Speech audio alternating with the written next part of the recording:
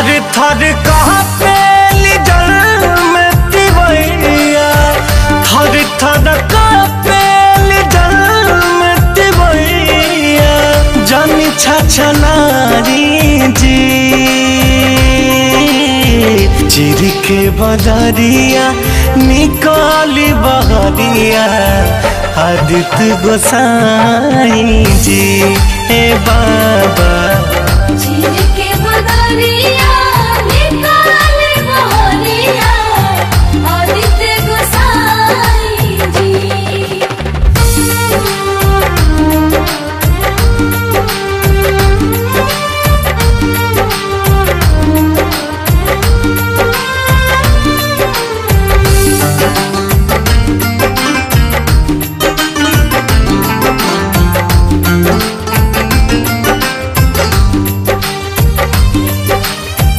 बड़ा रे कठिन बाट तोहार बरतिया, निर्जल रहे के नहीं कबू के आदतिया।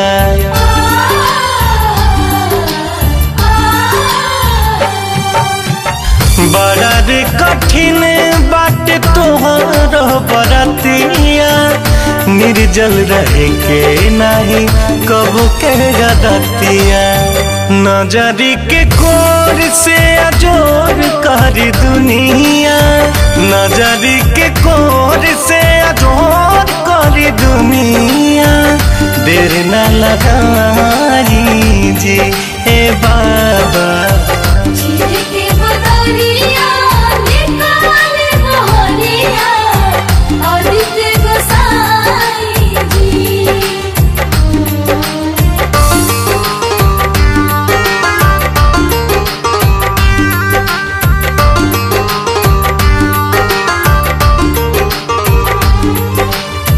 श्रद्धा भरले राग देखे सब आस में, 3 दिन बीत गइल भूखिया पियास में।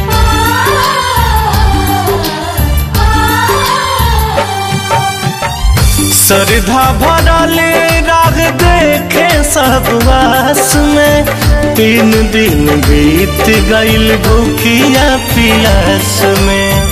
हे दीनानाथ करे सब गरजी, मुन्ना मोहित रितेश कर गरजी, दरस दिखाई जी। हे बाबा